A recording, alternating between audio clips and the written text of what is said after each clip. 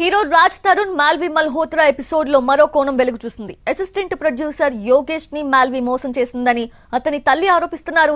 ప్రేమ పేరుతో తన కుమారుడిని మాల్వి వంచిందని, ఆస్తులు లాక్కొని తమను రోడ్డున పడేసిందని ఆరోపిస్తోంది యోగేష్ తల్లి. అంతేకాదు ప్రేమ పేరుతో వెంటపడుతున్నాడని ఫిర్యాదు చేసి యోగేష్ ని జైలుకు పంపిందని కంటతడి పెట్టుకుంది.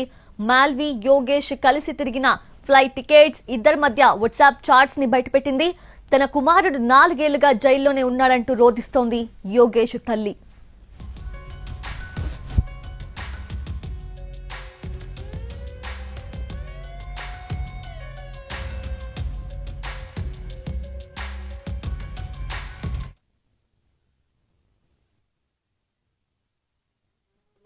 मेरे बेटे को बुरी तरह से फंसा के झूठे केस में फंसा दिया। मीडिया में झूठा केस लगा दिया मेरे बच्चे पर।